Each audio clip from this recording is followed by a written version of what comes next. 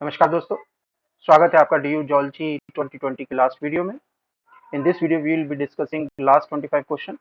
पहले के क्वेश्चंस के लिए आप हमारे बाकी के वीडियो देख सकते हैं, जिसके लिंक वीडियो के एंड में डिस्क्रिप्शन बॉक्स में दिए जाएंगे। तो शुरू करते हैं। Aortic arch 6 give rise to the pulmonary artery but maintains its connection with the dorsal aorta through ductus arteriosus, ductus caroticus, ductus bulbus or ductus pneumaticus. So the connection here would be the ductus arteriosus. Ductus arteriosus जो होगा वो एक तरह का bypass है। See, one need to appreciate the fact that circulatory system in fetal life must be different from the after birth life. जो कई organs हैं जैसे कि लीवर, लंग्स, किडनी, ये फुली फंक्शनल नहीं होते फीटल लाइफ में, एंड हेंस ऑब्वियसली जो मदर से या प्लेसेंटा के थ्रू जो ऑक्सीजनेटेड ब्लड आ रहा है उसका इनको मेजर शेयर भी नहीं मिलता। There are certain shortcuts which are being kept or bypass you can say, which are being kept कि इन ऑर्गन्स को हम बाईपास कर दे, बाकी की बॉडी के पार्ट्स में जो डेवलपिंग हो रहे हैं उनको बेटर ऑक्सीजनेटेड ब्लड का शेयर मिले और सर्कुलेटरी सिस्टम अकॉर्डिंगली डेवलप हो।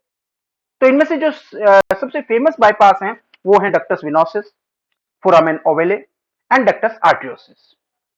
एक बार जरा ब्लड अगर हम circulation in fetal life and adult life उसको कंपैरिजन करें, अगर हम ध्यान से देखें तो फीटल लाइफ में जब प्लेसेंटा के थ्रू अम्बिलिकल वेन में ऑक्सीजनेटेड ब्लड आता है तो उसका कुछ शेयर कैरी ओवर किया जाता है लीवर को, बाकी का थ्रू डक्टस वेनोसिस मैक्सिमम जो ब्लड है वो इंफीरियर वीना कावा के थ्रू आपके जो राइट ऑरिकल है उसमें डंप अप कर दिया जाता है।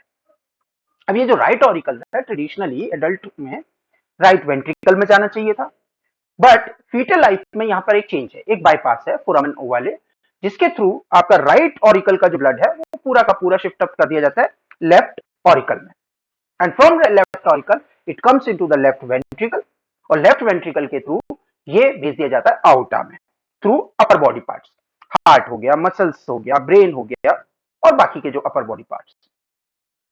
When it comes back through superior vena cava and again it comes back, देखिए दो राउंड हो रहे हैं। एक बार पहले जब विनोसिस के थ्रू, डक्टस विनोसिस के थ्रू इंफीरियर वीना कावा से आपके राइट ऑरिकल में आया था, अब एक बार फिर से राइट ऑरिकल में ब्लड आएगा, but which is already being travelled through heart and brain and other superior या अपर बॉडी पार्ट्स, और अब इस बार जब आएगा राइट ऑरिकल में तो वहां से फिर ये जाता है राइट वेंट्रिकल में, और राइट वेंट्रिकल के through it is being sent to the pulmonary artery.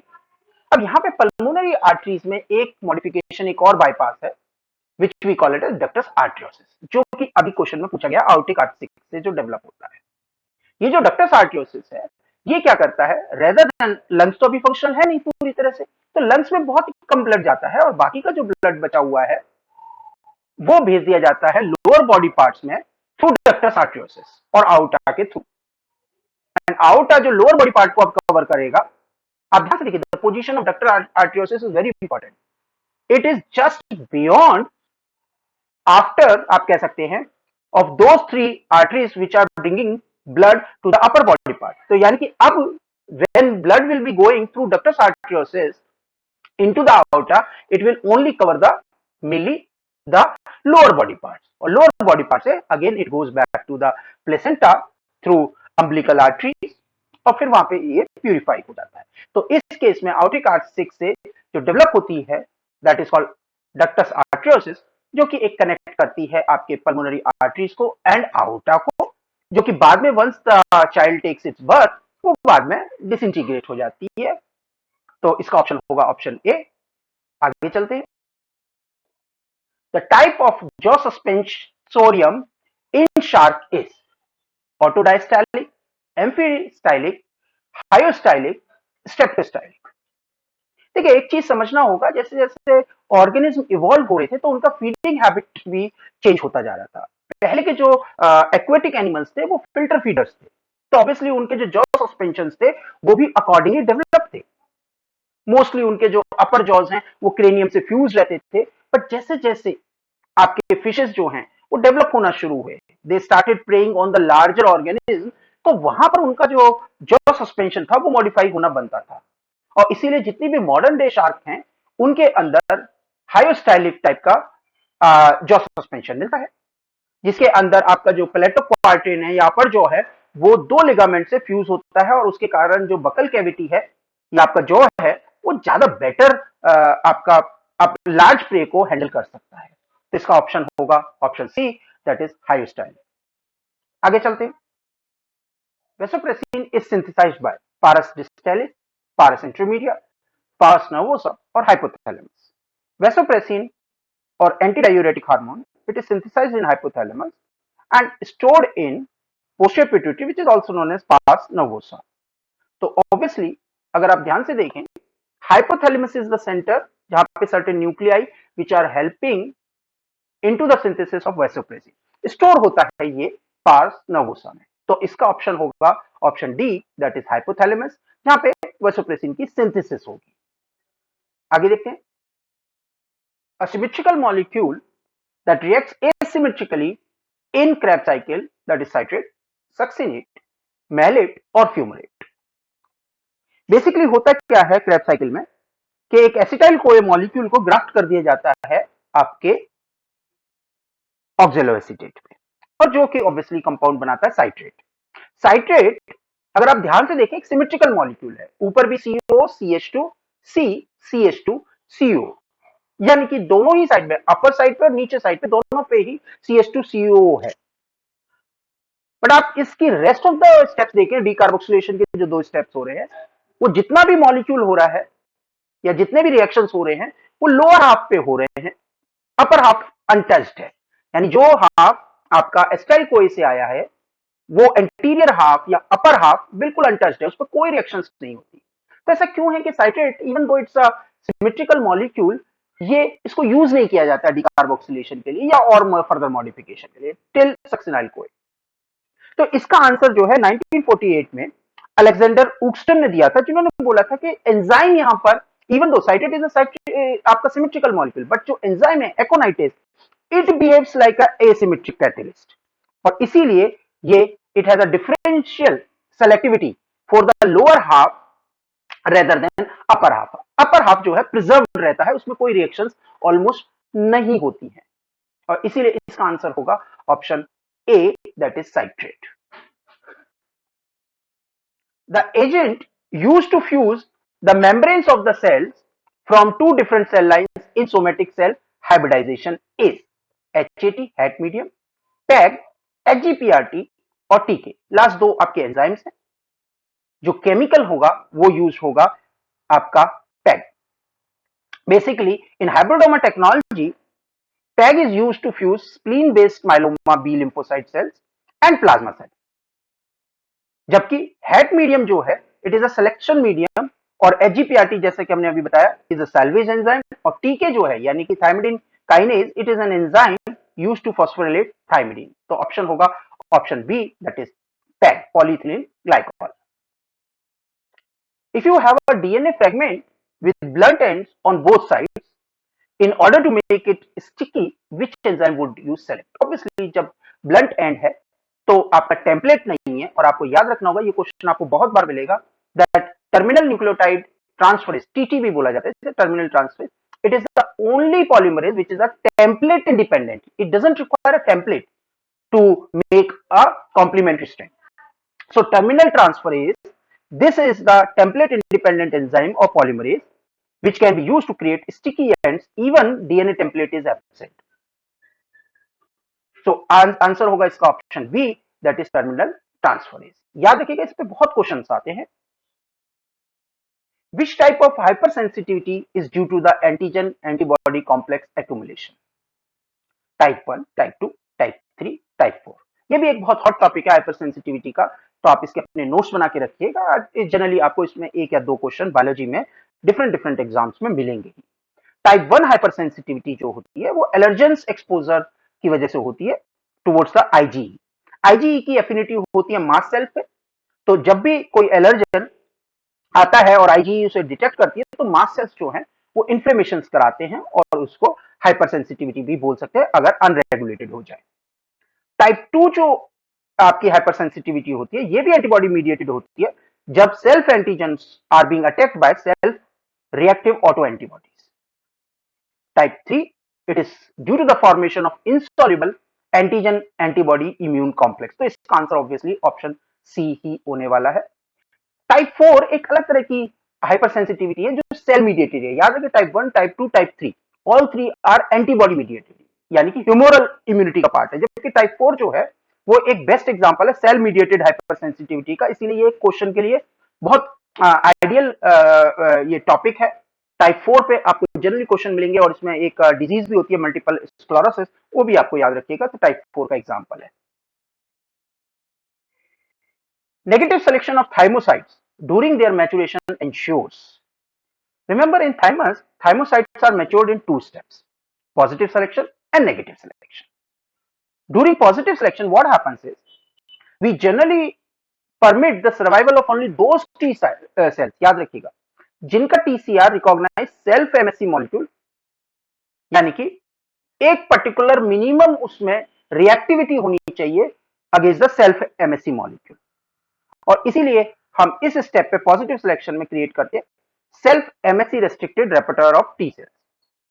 इसके बाद all those T cells which are self reactive, remember, with MHC और एमएससी बियरिंग द पेप्टाइड, ऐसी कोई भी टी सेल्स जो सेल्फ के लिए रिएक्टिव है उनको हम एलिमिनेट कर देते हैं. और इसीलिए नेगेटिव सिलेक्शन के दौरान टी सेल्स रेpertoire जो कि सेल्फ टॉलरेंट होते हैं उनको जनरेट किया जाता है.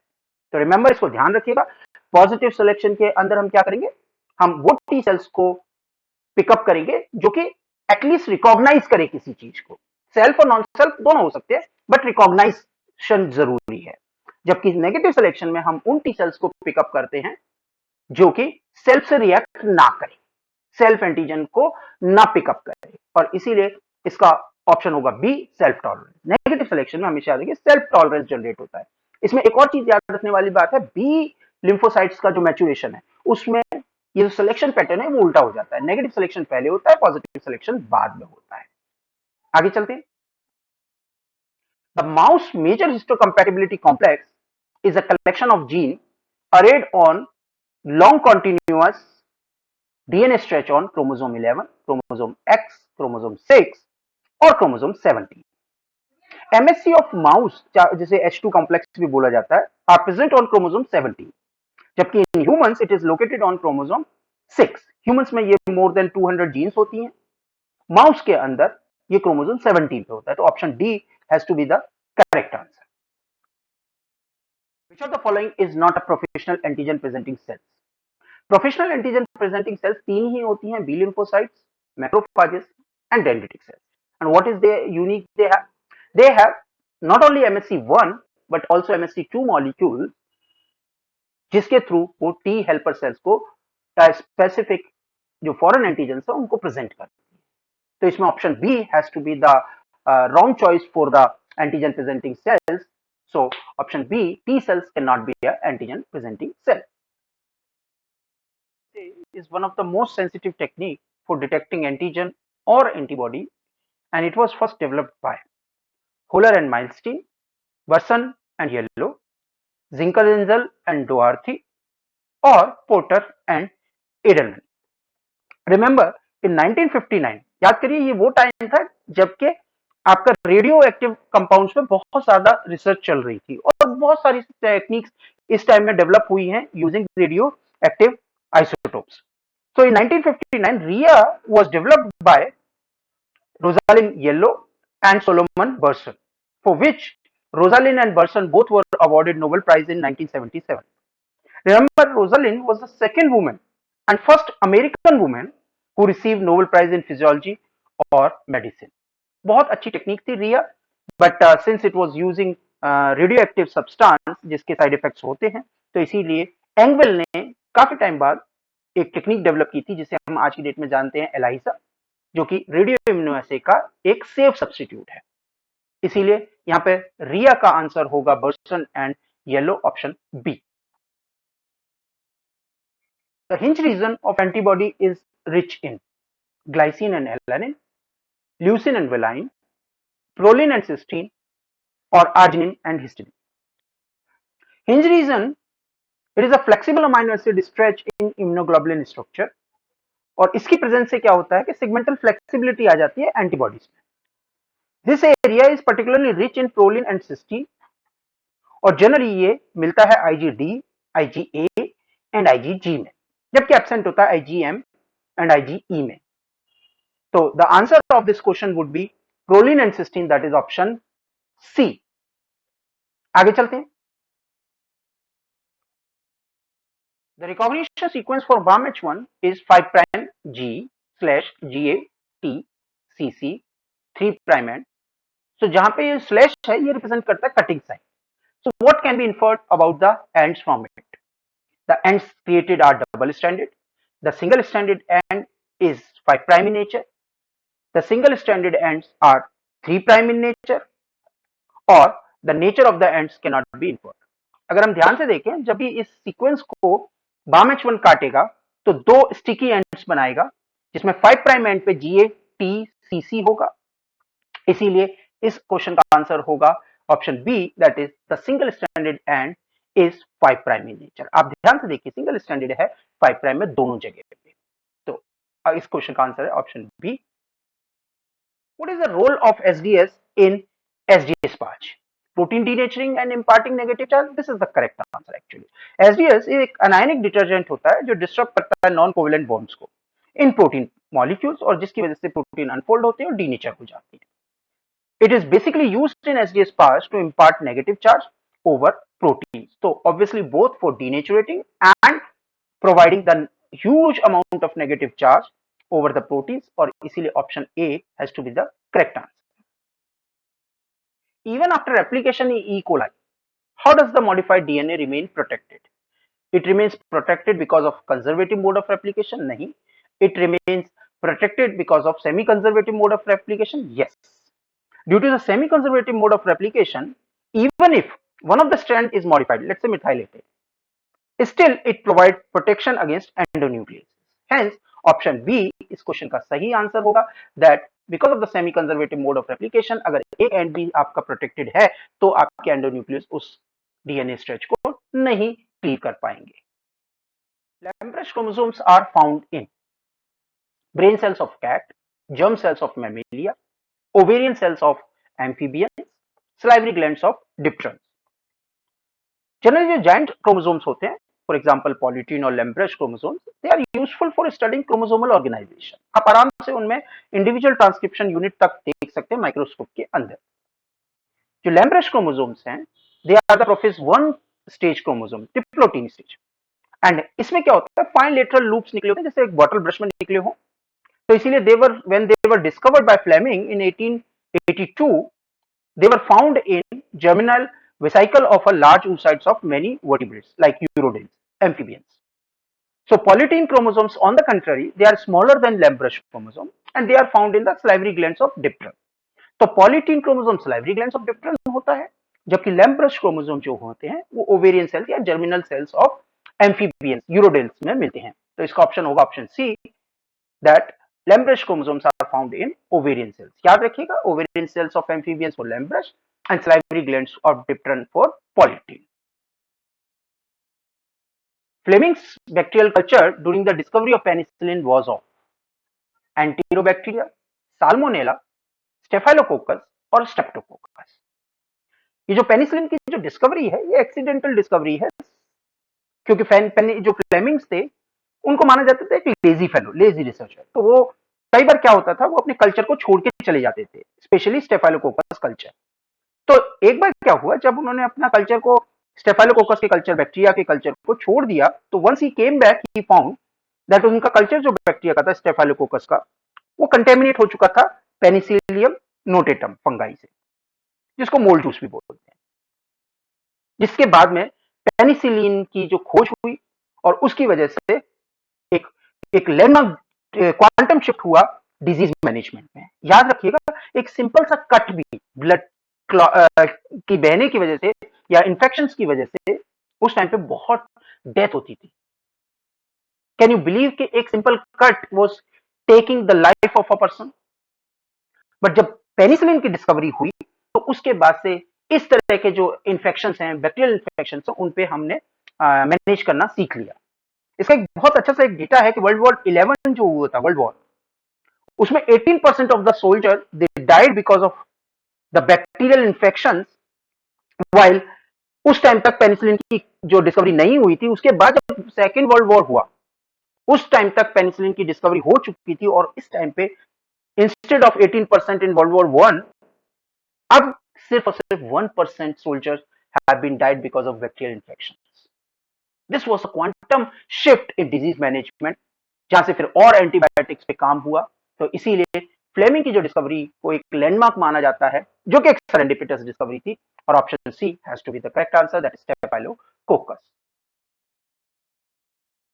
Mad cow disease is caused by virus, viroid, PPLO, or prion.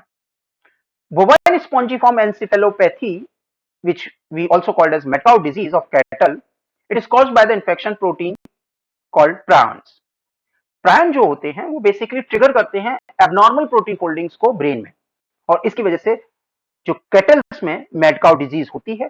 तो इसीलिए इसका ऑप्शन होगा option D, that is प्रायन is being responsible entity for causing mad cow disease. Which of the following condition shows anticipation in paternal transmission? Huntington disease, Marfan syndrome, cystic fibrosis, और fragile egg syndrome. First of all, इस question का answer करने से पहले we should know what is anticipation. Any disease inheritance which keeps escalating in upcoming generation to an extent that future generation can be cast for the disease.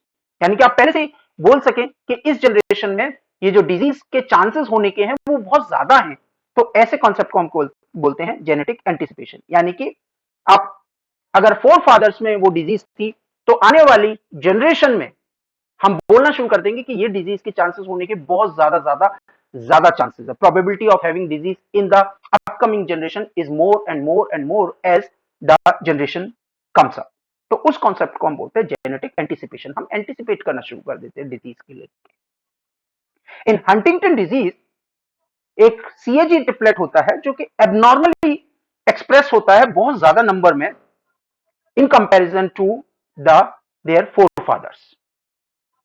एक normal case में generally ये जो CAG का triplet है ये एक limited numbers में होता है, बट अपकमिंग जनरेशन में ये जो हंटिंगटन डिजीज है ड्यू टू द म्यूटेशन, ये हंटिंगटन डिजीज में सीएजी ट्रिपलेट जो है वो बार बार बहुत ज्यादा एक्सप्रेस होना शुरू कर देता है, और इसका नंबर बढ़ता ही चला जाता है जैसे जैसे आपके अपकमिंग जनरेशन होना शुरू हो जाती है। और इस म्यूटेशन की वजह से जो द सेल्स हैं डिवीजन, उनमें एरर आना शुरू हो जाता है, और उसकी वजह से न्यूरो डिजेनरेटिव डिसऑर्डर्स हो जाते हैं।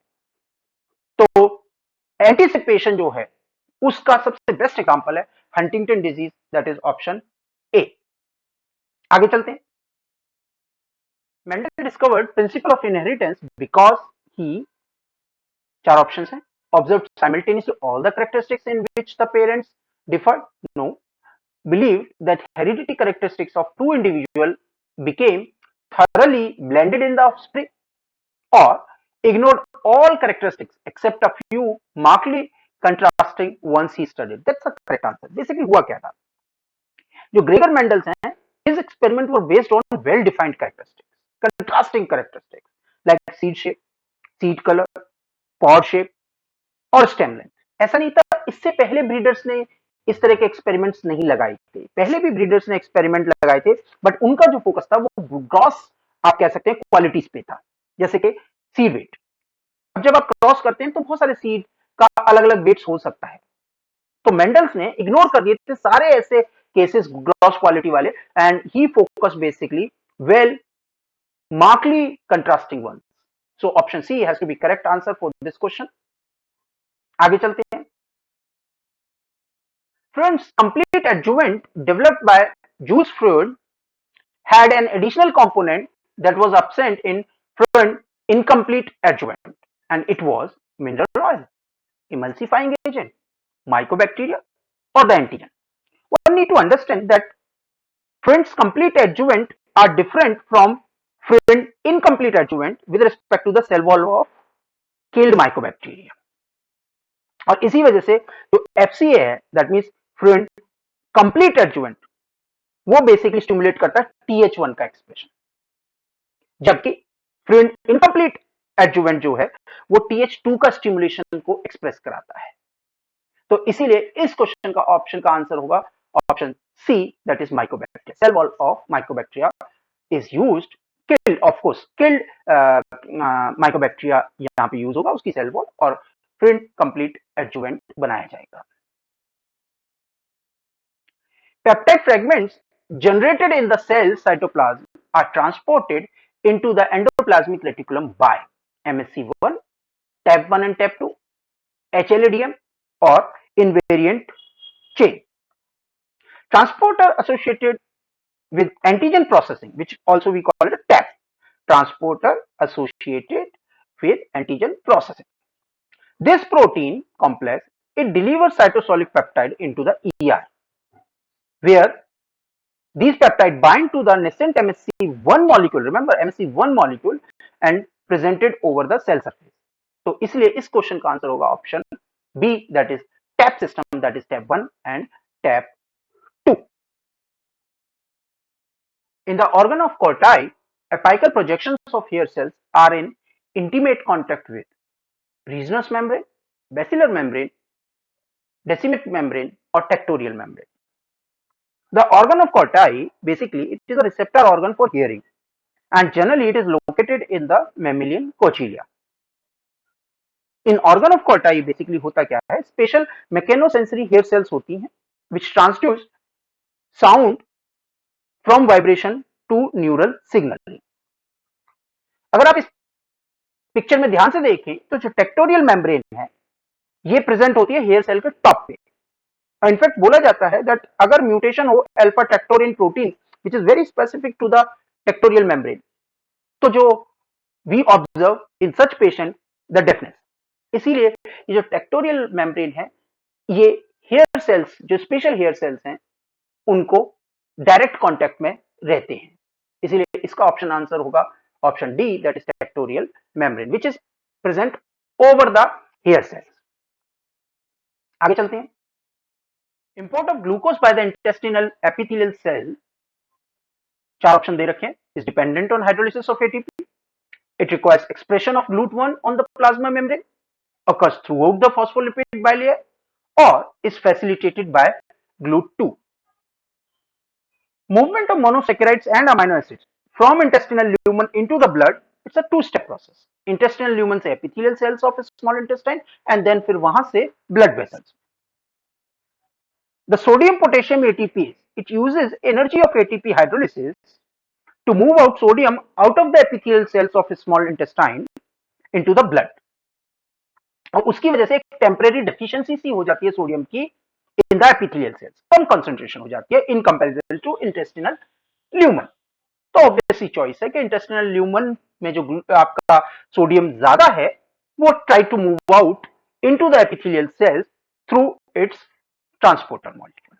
And remember this, sodium transporter it's a symporter, यानी कि जब जब सोडियम एंट्री लेगा इंटेस्टिनल ल्यूमन से एपिथेलियल सेल में as per the concentration gradient, glucose also take away from the intestinal lumen into the epithelial cell. The movement of glucose from intestinal lumen to epithelial cell is against the concentration gradient, और जिसके लिए जो energy है वो sodium potassium pump provide कर रहा है, और जो कि अभी हमने बात करी कि सोडियम पोटेशियम पंप एक टेम्परेरी आप कह सकते हैं कॉन्सेंट्रेशन को कम कर देता है एपिथेलियल सेल में ऑफ सोडियम। तो जब जब सोडियम की एंट्री होगी तब तब ग्लूकोज भी उसके साथ साथ एपिथेलियल सेल में आ जाएगा इंटेस्टिनल ल्यूमन से, और वहां से फिर ये ग्लूकोज जो एपिथेलियल सेल से ब्लड वेसल में जाएगा through its transporter which we call it as glucose uniporter molecule as per the concentration gradient. तो obviously import of glucose by the intestinal epithelial cell is dependent on the hydrolysis of ATP, that is option A. आगे चलते हैं। Integrity of tight junction is essential for transfer of second messenger, metabolic coupling, peristalsis, or transepithelial transport. The most important function of a tight junction are to regulate selective movement of solutes across the epithelium. जो prevent करता है molecules को from getting through. इसीलिए इसका option D trans epithelial transport होगा, जो कि tight junctions की इंटीग्रिटी के लिए बहुत जरूरी है। आगे चलते हैं। Among following DNA polymerase, which one is required for the mitochondrial DNA replication? DNA pol epsilon, DNA pol zeta, DNA pol gamma और DNA pol lambda। इस क्वेश्चन का आंसर होगा ऑप्शन सी, द DNA pol gamma, which is the replicative polymerase in mitochondria. Basically, in human cell, polymerase gamma is an heterotrimer with one catalytic subunit, which we call it as polymerase gamma A, and two accessory subunit, that is polymerase gamma B of 55 kD each. तो इसीलिए इस question का answer होगा option C, that is DNA pol gamma. इसी के साथ हमारा ये वाला वीडियो खत्म होता है। अगर अभी तक आपने हमारे चैनल को सब्सक्राइब नहीं किया है तो please do subscribe it, like, share और turn on the notification button, जिससे आपको आने वाले सारे अपडेट मिलते रहे। Thank you very much.